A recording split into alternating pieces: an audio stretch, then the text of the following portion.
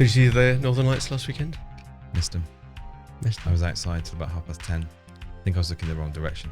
You couldn't have looked in the wrong I was direction. looking south. You just went to bed too early. I know, I was pretty gutted actually. But confession, so did I. But then I was woken up by Uh, my good lady wife, who said, "They're happening. Come and have a look." Was it as magical as you'd hoped? Oh, it's very magical, yeah. I'd heard from people before, actually, that it always looks a lot better through the camera lens than it does with the naked eye. Right. But it was, at some points, it was very bright and you could see it all. But saved me a trip to I was going Lapland. to say, saved a fortune, didn't it? Yeah. It's on the bucket list. So, Don't have to go there now. no, Seen that. there's always Santa, isn't there? Yeah, I could go up and see him. Yeah, You know. but apart from that. Well, it's an interesting psychology of all the people that either didn't know about it at all, Yeah. or knew about it, looked out the window at 10:30 and thought, nah, not happening. I'm going to bed. And then those that sort of persevered. I wonder if you can categorize people into those that are perennially hopeful. Well, I have downloaded a solar flare app now. I bet you they've done a rolling so I trade. can get in on it, but it feels a little bit like kind of buying Bitcoin now, really, isn't it? Horses bolted. That happens once every 20 years. You're ready for the next one? I'm ready for the next one. Yeah. Yeah, okay. Should we do a podcast? Let's do a podcast. Okay.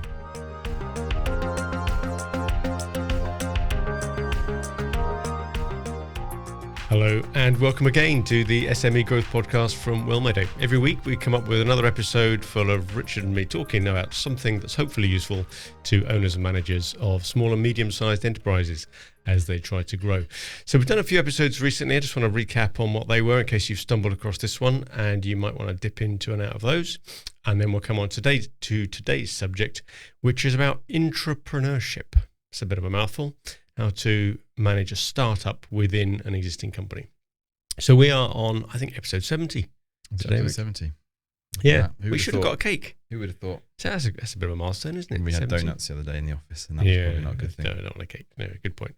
So 69, last week's episode, that was quite interesting. That's got a bit of feedback. That was on Performance Max, the new Google Ads thing. AI. And we're still playing around with that. Some interesting new things. We'll do an update on that in a couple of weeks' time, but on the campaign that we're running. That's some data. Got some data and some learning points of yet more ways you can set it up the wrong way.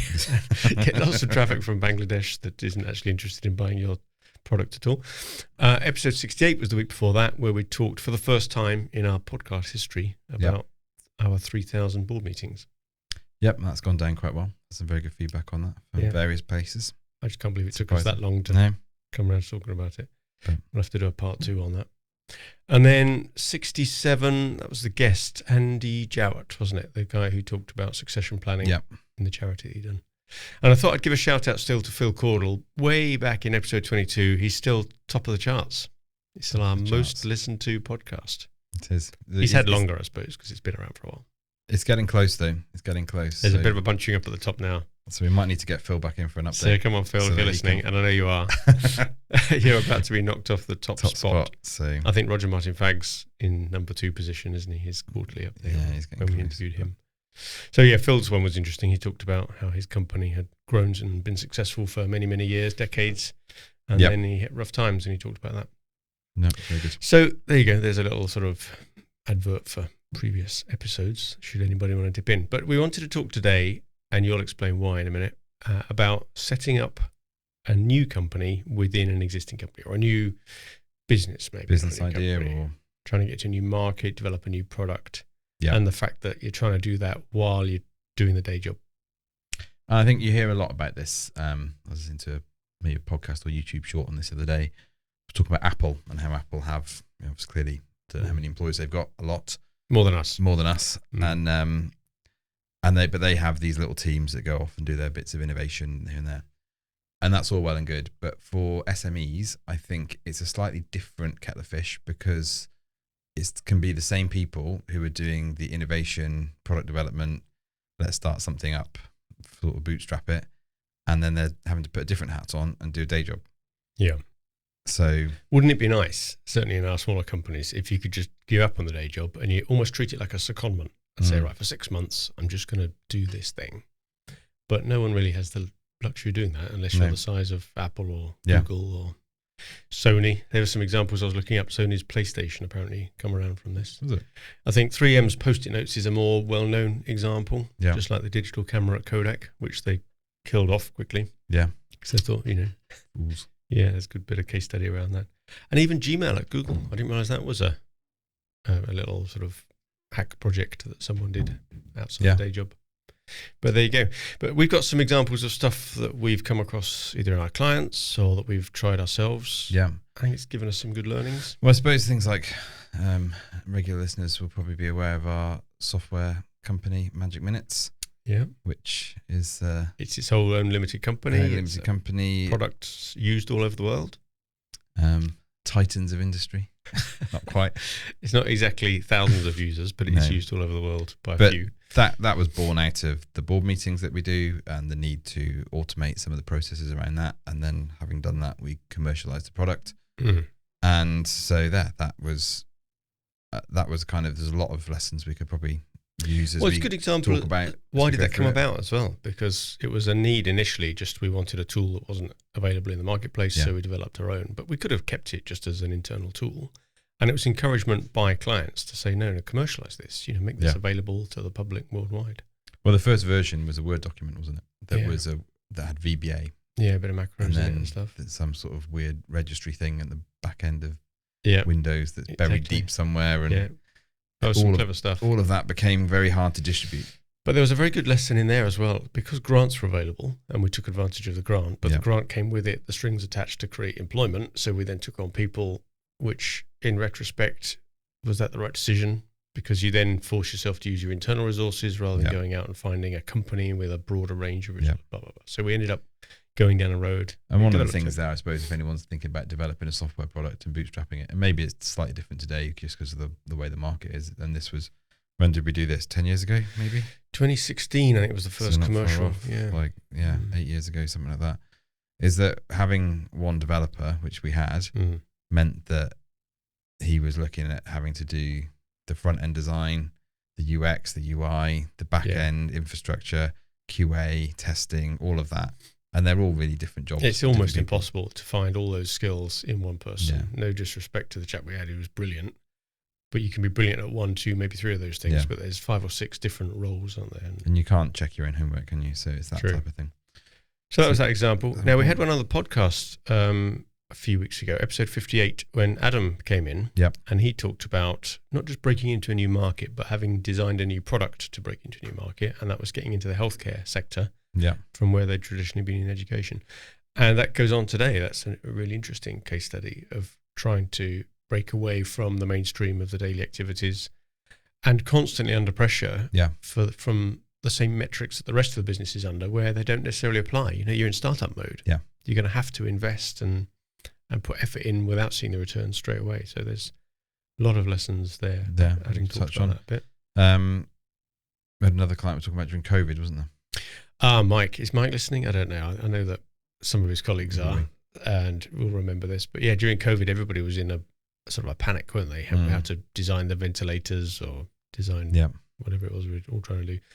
And Mike was in the supply chain for the plastics industry and wanted to come up with COVID screens and did a great product, but great example of how leadership from the top really made the difference. That product came from scratch sheet on a beer mat idea to something they could sell within a astonishingly short period of time. Got the designs together, bought the components, got a website up and running, found the customer. It was just incredible, amazing to watch. And just imagine if that had been the billionaire maker, everyone would be talking about that in different terms now. But of course, these things. And I suppose one of the lessons there is about having the capabilities and capacity within your team to be able to execute something like that when an opportunity arises. So no one really saw the COVID thing coming. Yeah. Except for my mum. So did she? She warned me. She knew in December. Right. Don't ask me how, but she knew. She just knew. Wow. She should be employed by governments. That'd be quite useful to have. But just having that opportunity, being able to capitalize on opportunities, not every business idea that you can spin out is one that you sit there and plan through and think about. Sometimes you just see an opportunity, you jump on it, which is probably the next one we've got, which is a classic one for us, where we got involved in the National School Sports Week. So for people who don't remember this was back in 2010, 2011, wasn't it? It was the run up to the London Olympics. Yeah. And there was some, I think it was one of the banks, wasn't it? Lloyd's, that's right. And they were sponsoring the school sports weeks in the 3 years that run up to the Olympics as part of the thing. And they needed to they were giving away merchandise, branded merchandise with Lloyd's on it. Yeah. Was it TSB as well? It's a joint thing, isn't it? Lloyd's TSB. Don't know. Anyway, they were doing this branded stuff, everything from T-shirts and cups and medals and ribbons and goodness knows what. And they just needed a system to distribute it to schools across the country. Yeah. And one of our clients was given the opportunity and they didn't have the capability, so we did it for them. And it was great for 3 years. Yeah.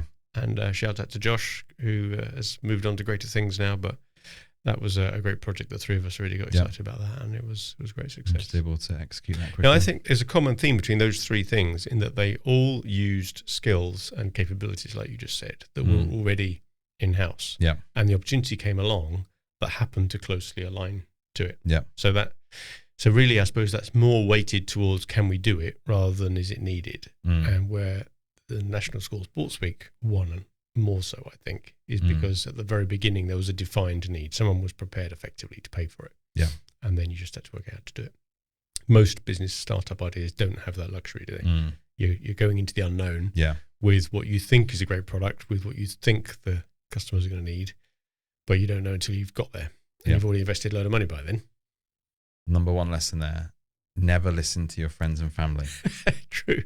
I think we mentioned that on a previous podcast. Never but boy, is that distracting. Because everyone is inclined to tell you that your idea is amazing. Yeah.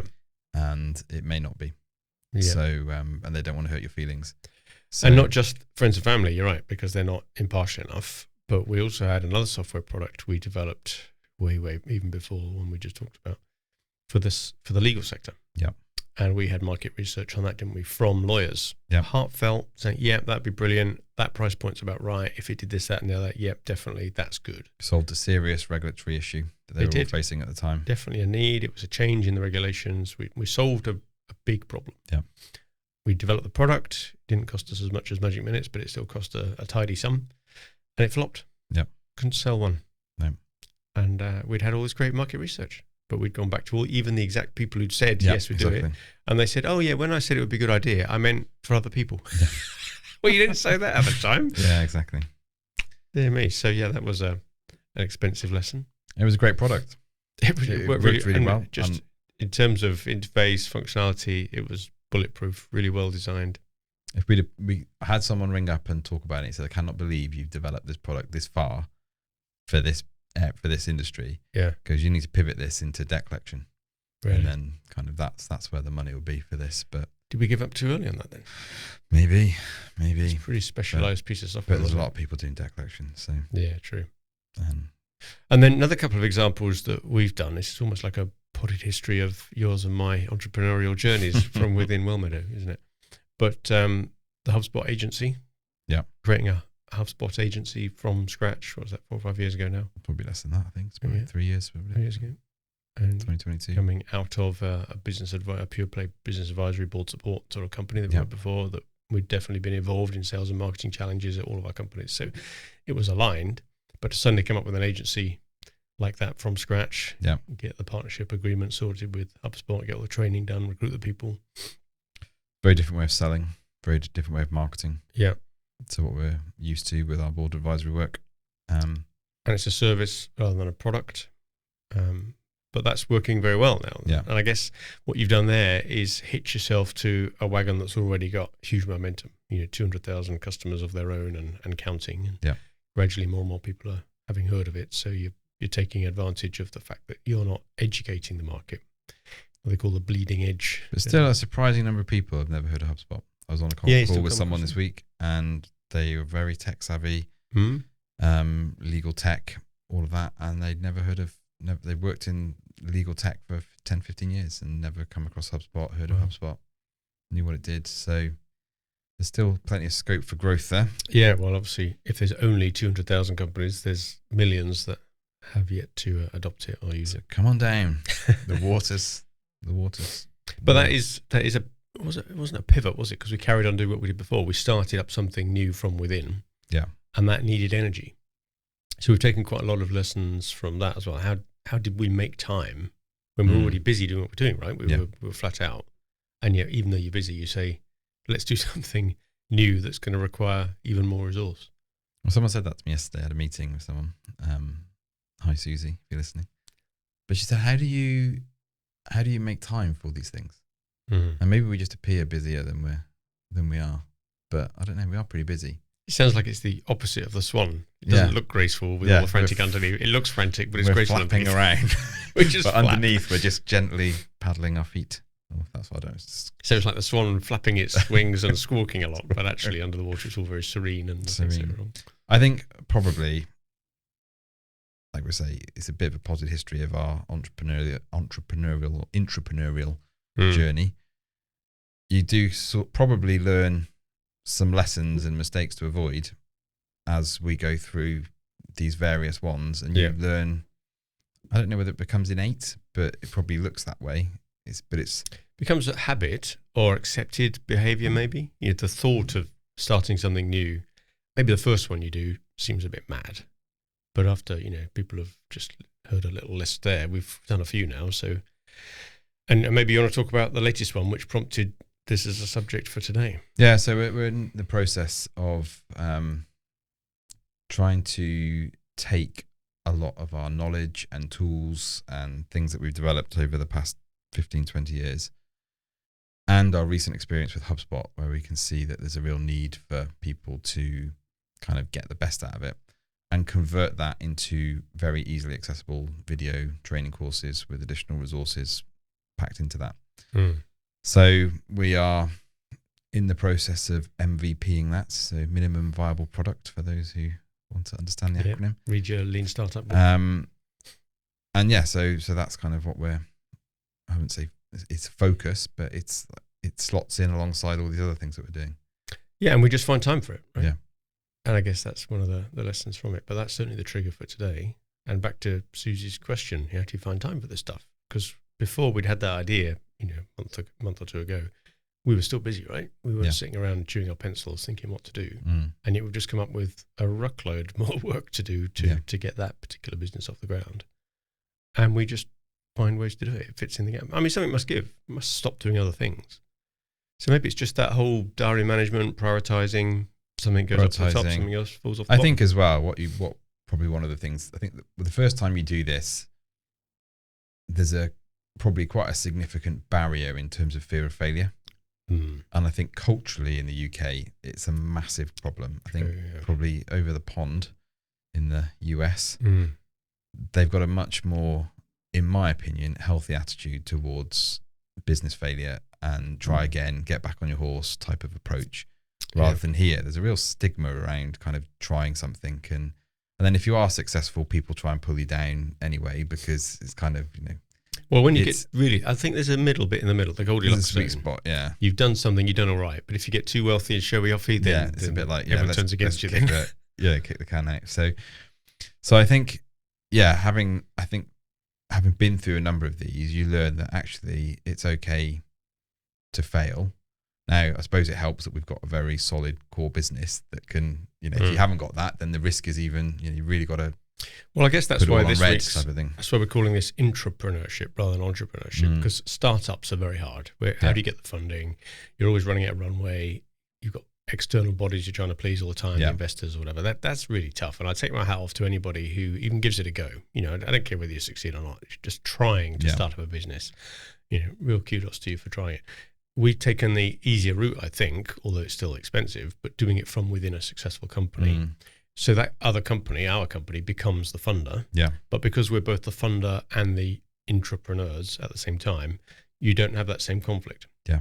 So I guess this comes to, if we were to list the sort of main lessons from all of this, the top one has got to be this senior level sponsorship. You need to have the backing of whoever's the paymaster. Yeah. And in a smaller company where we've seen that work, like we talked about with the COVID screens earlier, and Mike, he was the MD and owner, no one questioned it. This is what we're doing. This is what the owner wants to do. It's his train set, it's his money, right? We're going for it. And everybody fell really strongly behind it, to the point almost where it was so strongly dragging in resources that the core business then had to fight to have some of it Right. back to carry on with the day job. Yeah. Right? And I guess we're wise to that at the moment anyway. But I can imagine if what we just talked about really been successful, or if that legal software had gone successful, or Magic Minutes, we would have had to have just split it out formally, resource it, and just let go.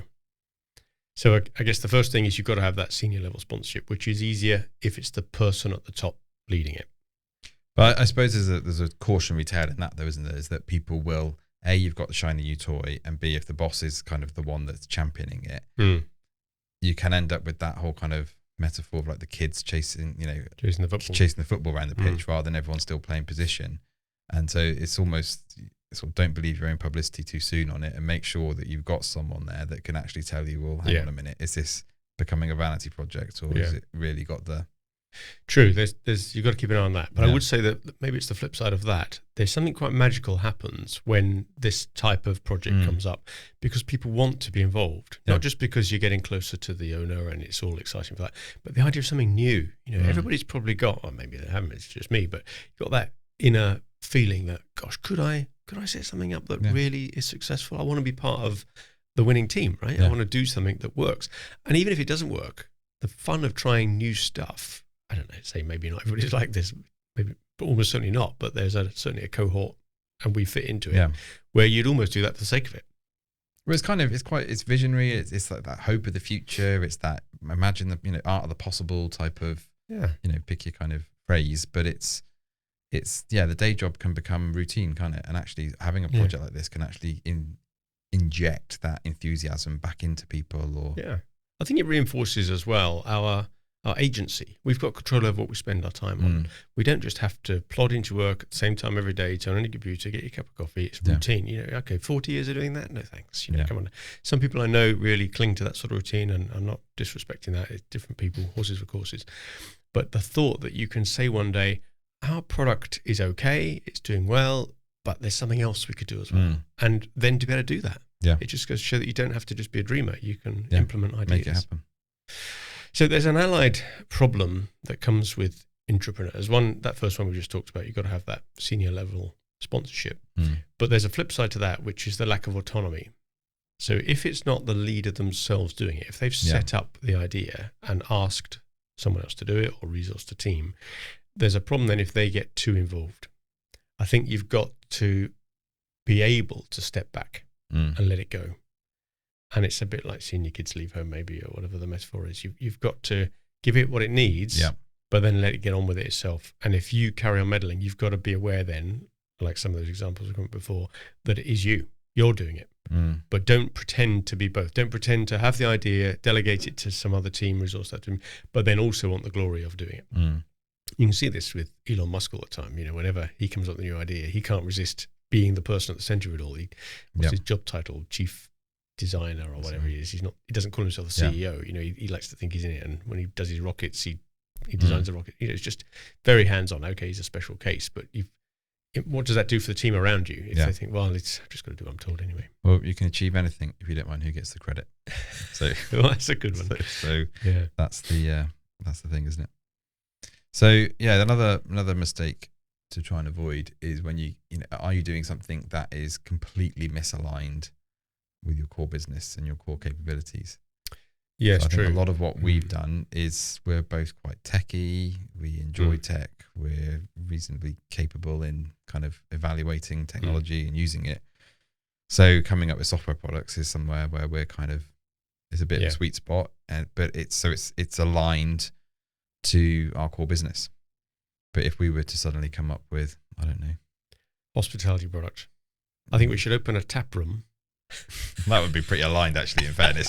Sorry, I was trying to smuggle that in. That would be absolutely aligned. Yeah, a tap room that functioned as kind of a jazz bar at the same time. Perfect. Kind of, Can't imagine why we'd be interested in doing something like that. That's diversification. The next one. Put that on the list. But if we had, I don't know, if we did something like, I don't know, care home or sold lawnmowers or something, or I don't know, something that's completely random that we don't know about. Yeah. No, true. It's got to be, and I suppose part of that is it's got to meet your purpose. You got to be faithful to your vision and values and your purpose and all that stuff we talked about before with the Collins Porous Matrix. Refer back to episode whatever it was where we talked about vision. So 12 or 13, I think it was. Yeah. Oh, very good. So yeah, if it suddenly went against that, you think people would start to question, well, that was a bit fake then, wasn't it? You didn't really mean it after all. So as long as it does align, and it's still all we're trying to do here is to help the same sorts of customers achieve things in different ways. Yeah.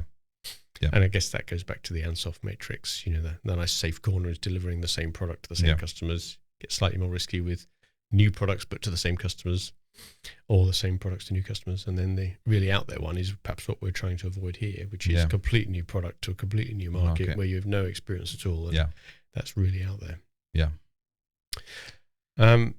We talked earlier about surveying market needs, making sure you've got something that does meet a market need. Yeah.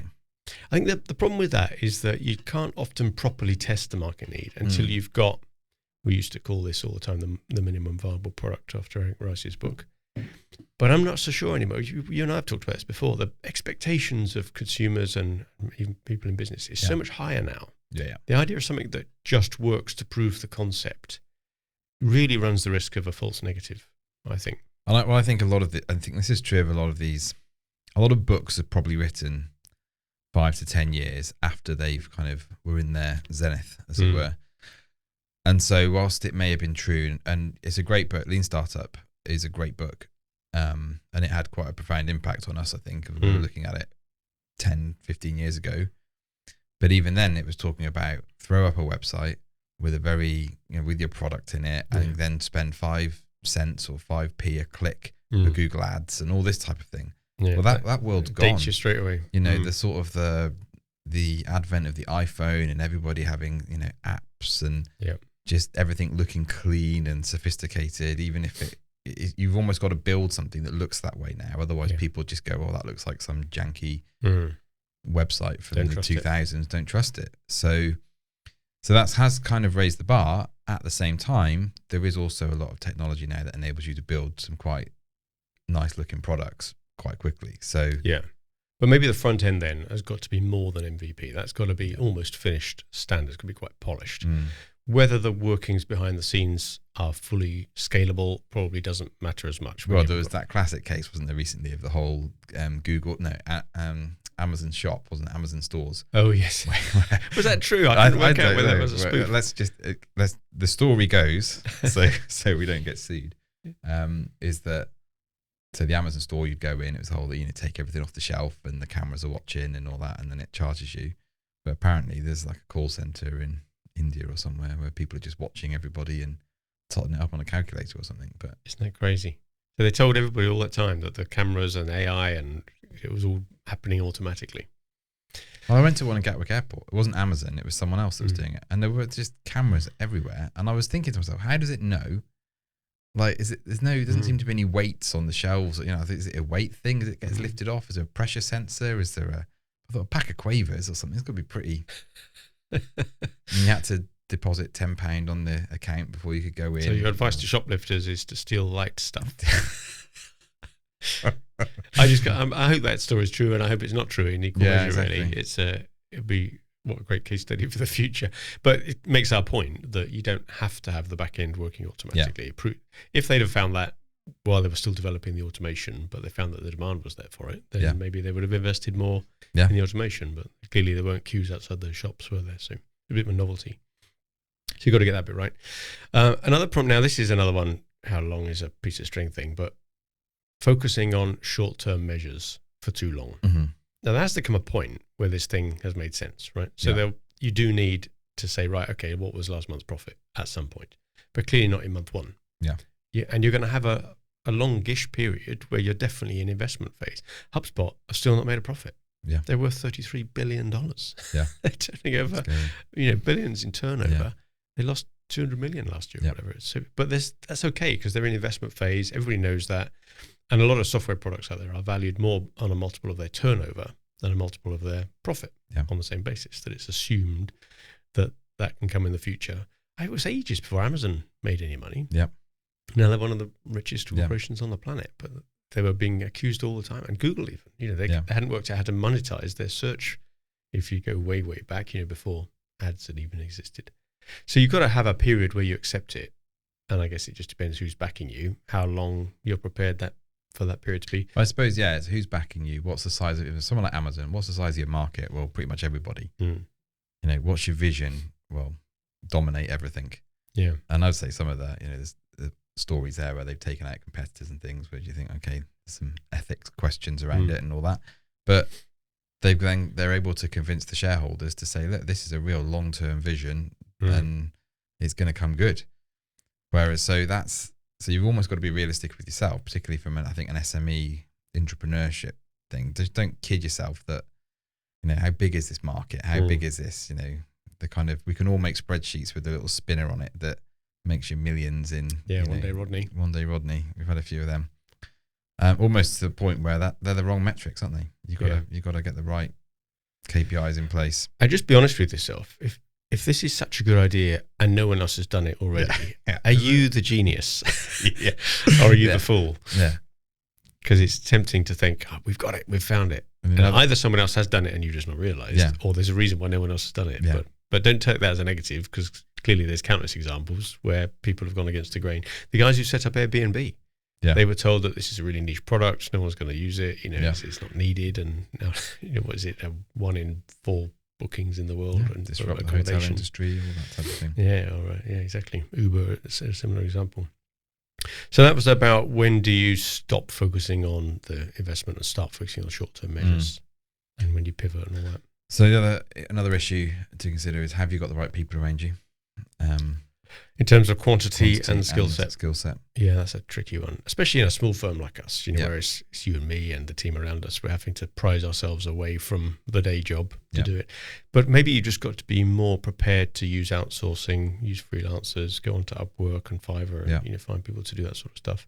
And I know there's an overhead in setting that all up, and you've got less control, and you've got to do quality control on the back of it. I get all that. But it's better to do something like that and expand your team, even if it's not as efficient. Yeah. Than to just not do it because you haven't got the time. That's a tricky one. And back to your developer example, having somebody in-house forces you to use them, when in fact what you should perhaps doing is recruiting a team of people, maybe by using an outsourced company that have got all those skills. They've got the skills. Yeah. But the rest of it, how do you find the time? How do we find the time? It's partly prioritizing. Other stuff doesn't get done. Yeah. Partly burning the midnight oil. Yeah. If we're excited about it, we'll go home and work on it and go to bed late and work the weekends. That's possible when you're early managers, isn't it? And you're passionate about stuff. And sometimes you just got to bite the bullet and recruit someone. Maybe you're probably more likely outsource it.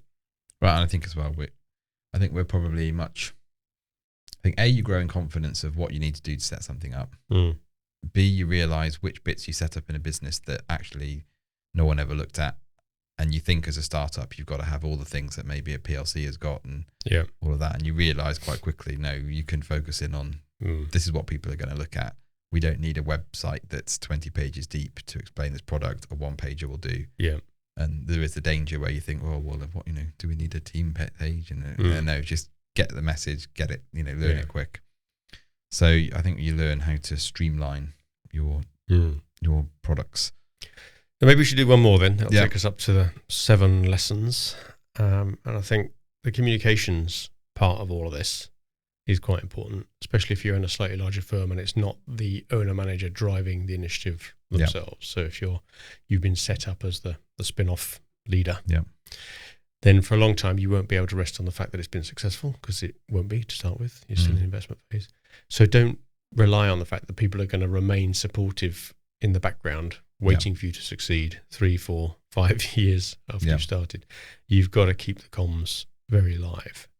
And we had an example, didn't we, around benchmarking, where this worked quite well. Where we did a benchmarking project for a group of sandwich companies that have been bought by a private equity firm. And just to be clear, making sandwiches on a massive scale for hotels, prisons, garages, schools, and supermarkets. So I think all over the country, 7 different sites. 7 different sites. And so we were asked to help facilitate benchmarking, and as part of that project was really around the communication to the shareholders and everyone else, other stakeholders in the business, to sort of explain to them what was happening as part of the project. Because you might not see it immediately in sort of top line or cost reduction or whatever.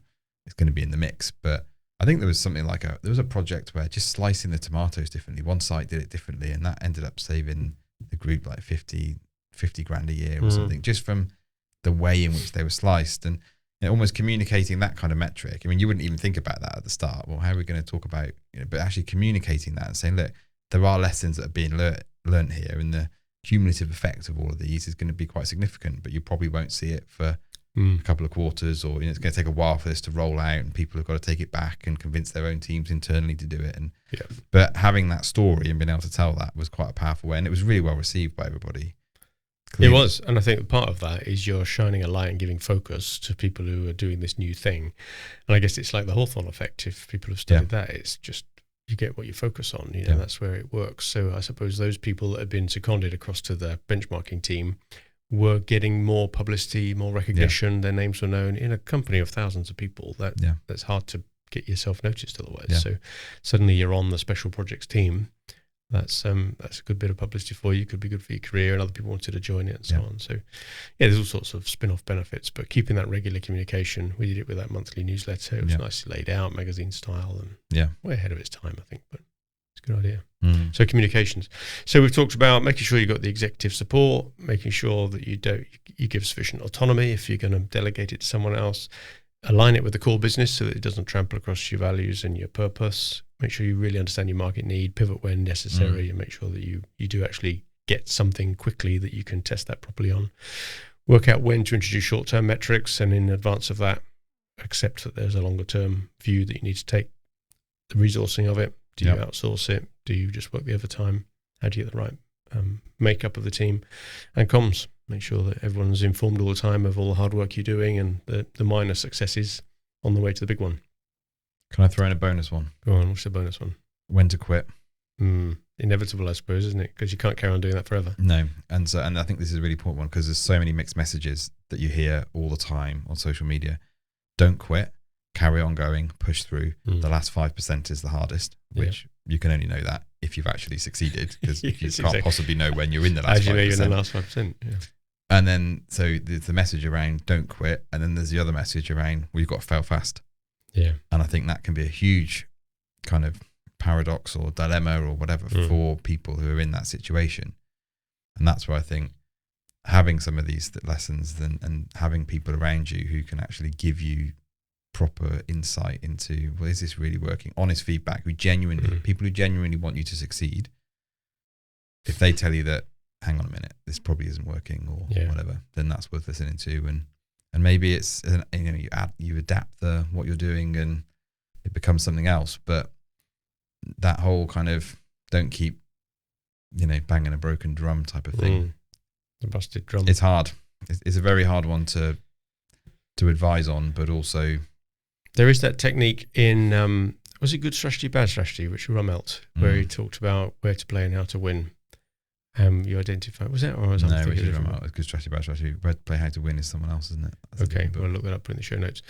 But he says when you've come up with an idea for a business, list all the things that would have to be true for that business to be successful. Rank them in terms of how likely you think they are to be true. Pick the least likely one and test that. Yeah. Because if you can find something that has to be true but isn't, then you've got to change, right? Yeah. Pivot or stop. Yeah. So maybe that's a technique you can deploy. But you're right, that this conflict of needing to fail fast so you can move on to the next idea, but at the same time not giving up too early. Yeah. Almost impossible to get that right. Yeah. Good. Well, hopefully that's given listeners some food for thought, and we've peppered it with some personal experiences and those that we've experienced from some of our clients. Good. Thank you very much again for listening to another episode of the SME Growth Podcast from Meddling. Hopefully you found something useful there, and every week we try and come up with something of use or just interesting to owners and managers of small and medium-sized enterprises. Please tell your friends that we're here, pass on a link to the show, or just tell them about it in the pub when you're talking to them, and hopefully we'll get an even greater audience listening to Phil's episode 22, currently top of the pops. So that's it for episode 70. Thanks a lot for listening. See you next week, and good luck with your business.